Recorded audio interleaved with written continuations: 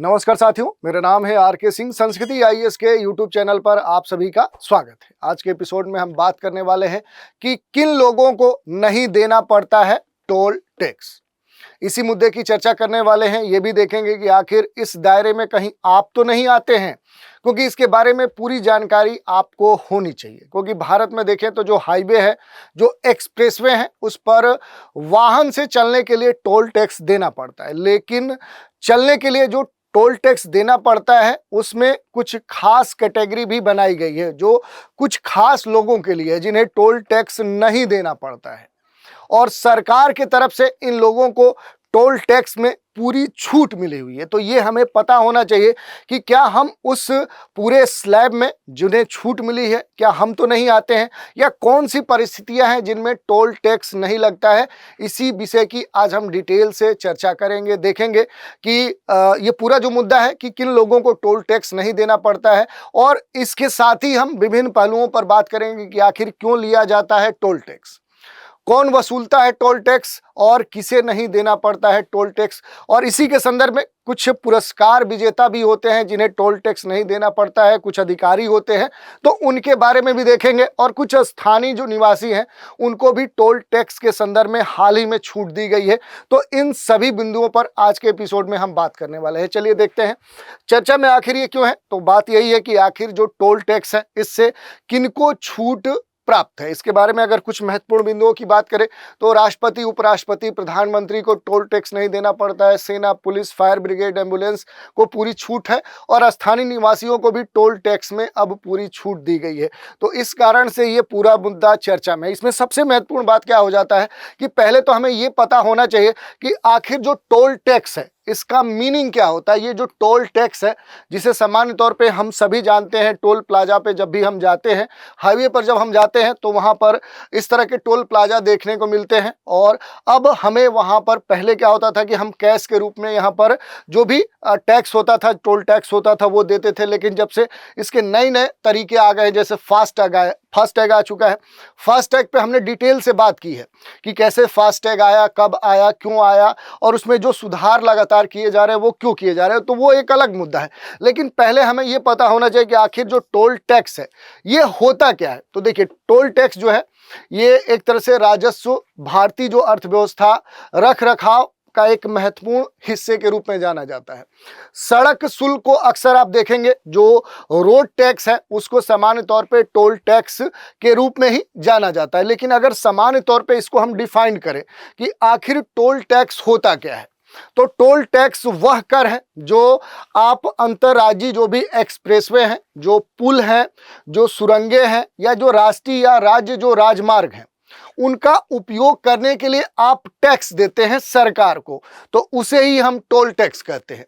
भारत में जो टोल कराधान है, इससे संबंधित जो नीतियां हैं, जो प्रणाली है, उसके साथ संपूर्ण जो सड़क नेटवर्क अपने देश में फैला हुआ है, ये भारतीय राष्ट्रीय जो राजमार्ग प्राधिकरण है, नेशनल हाईवे अथॉरिटी ऑफ जो इंडिया है, उसी के अंतर्गत पूरा ये आता है, वही इसे पूरा रेगुलेट करता है। अब इसमें महत्वपूर्ण मुद्दा आ जाता है कि आखिर क्यों लिया जाता है ये टोल टैक्स। क्योंकि भारत में दुनिया का देखें तो सबसे बड़ा सड़क नेटवर्क है, छोटा बड़ा कह नहीं सकते, भारत में एक बहुत बड़ा सड़क नेटवर्क है। और भारत में जो भी कह सकते हैं ट्रांसपोर्टेशन के अलग अलग मोड हैं, मीडियम हैं, उनमें सड़क सबसे महत्वपूर्ण साधन है।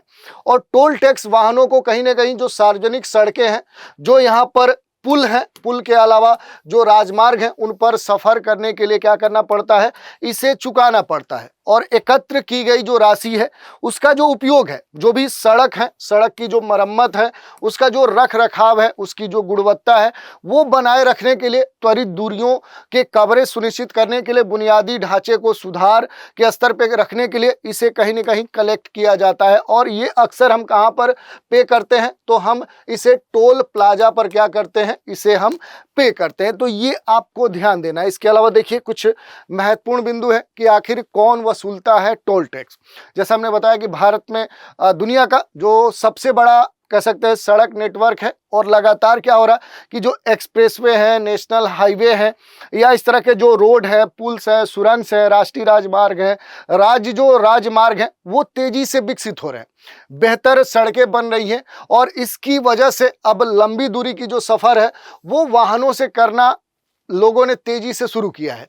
इन पर अब देखा जा रहा है कि अब धीरे धीरे जो टोल प्लाजा है इनके नंबर्स बढ़ने लगे हैं, यानी अब अलग अलग जो भी ये इस तरह के कंस्ट्रक्शन हो रहे हैं तो यहाँ पर टोल प्लाजा नए नए तौर पे विकसित हो रहे हैं। और इस पर अगर हम बात करें कि इसे कौन वसूलता है, तो इसे वसूलता है national highway authority of India, यानी कह सकते हैं कि जो राष्ट्रीय राजमार्ग प्राधिकरण है वही इसे वसूलने का काम करता है।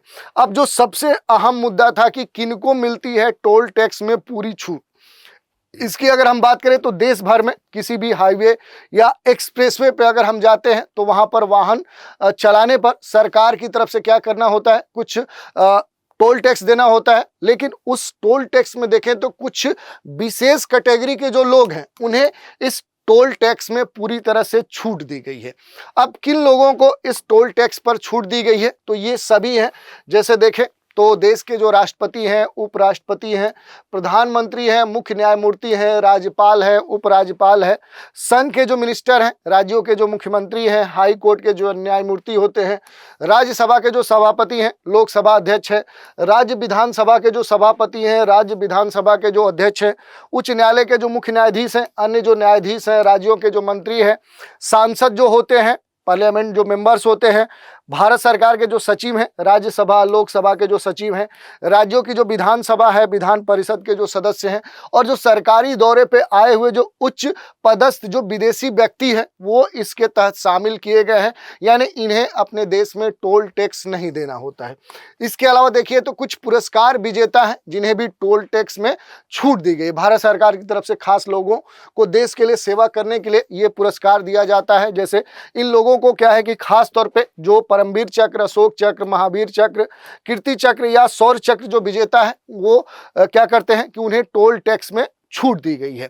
और इन लोगों को बस टोल प्लाजा पर अपनी फोटो युक्त पहचान पत्र दिखाना होता है कि आखिर ये कौन है और इन्हें किस पुरस्कार से सम्मानित किया गया है।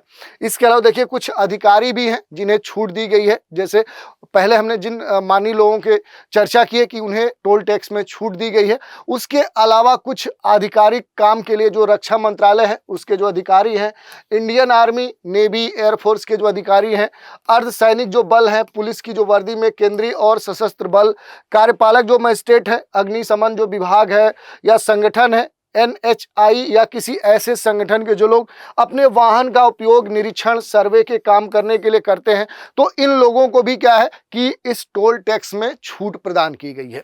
इसके अलावा ये भी बात कही गई कि जो कुछ स्थानीय निवासी हैं उनको हाल ही में टोल टैक्स में छूट देने की बात कही गई है, क्योंकि हाल ही में केंद्रीय जो सड़क परिवहन राजमार्ग मंत्री नितिन गडकरी हैं, इन्होंने ऐलान किया था कि स्थानीय लोगों को भी टोल टैक्स में छूट मिलेगी।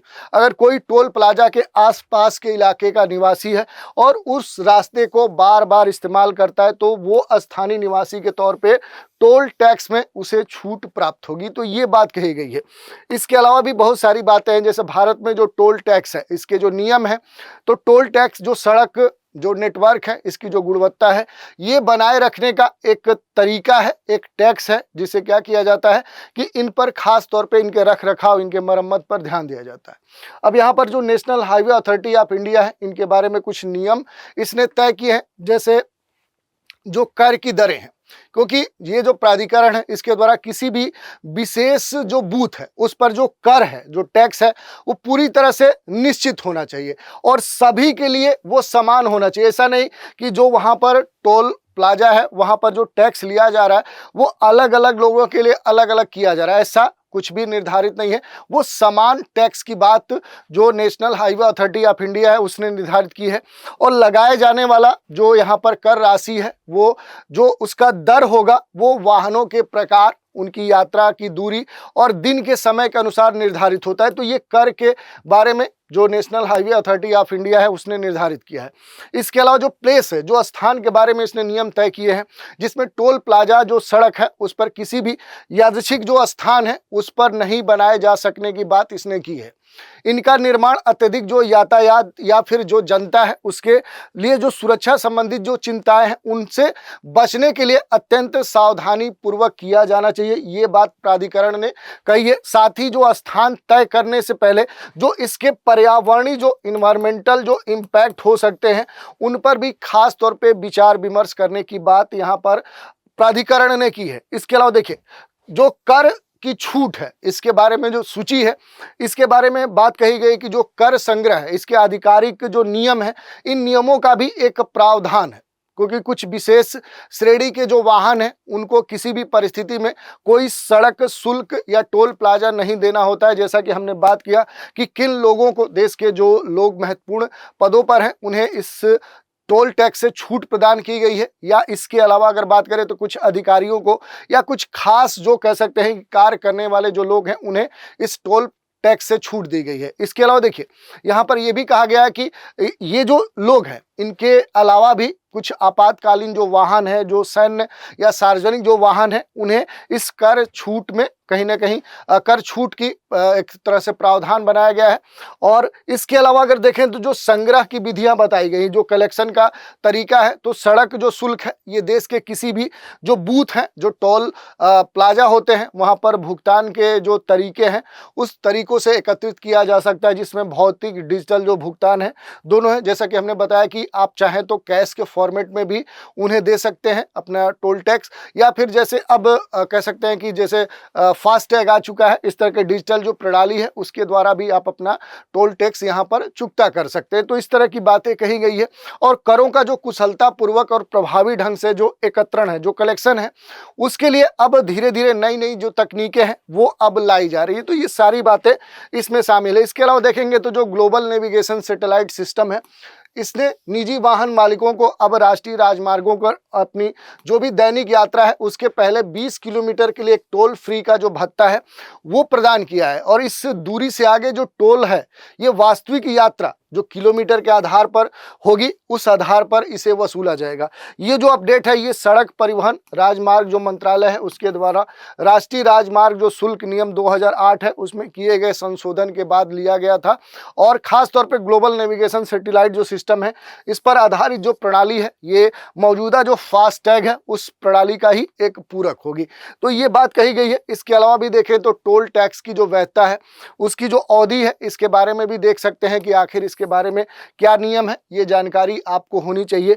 इसके अलावा देखिए जो टोल टैक्स है इसके बारे में अगर हम शुल्क की बात करें कि इसका निर्धारण कैसे होता है तो पहले भी इस पर हमने बात कर ली। तो ये खास तौर पर देखें तो जो वाहन का प्रकार है वो किस प्रकार का वाहन है, उसकी भार क्षमता क्या है, यात्री कार इकाई यानी उस जो गाड़ी है, जो व्हीकल है उसमें जो यात्रियों के टोटल कैपेसिटी के आधार पर उसका जो निर्धारण होता है उस आधार पर इसका निर्धारण होता है कि टोल टैक्स पर कितना शुल्क लिया जाएगा। तो इस तरह से पूरा हमने चर्चा की कि आखिर टोल टैक्स पर जो हम कर देते हैं उस कर से किन लोगों को छूट प्रदान की गई है और उससे जुड़े हुए जो भी अहम पहलू थे उन पर भी हमने बात की। तो आज के एपिसोड में इतना ही। आप सभी हमारे साथ बने रहें, इसके लिए धन्यवाद।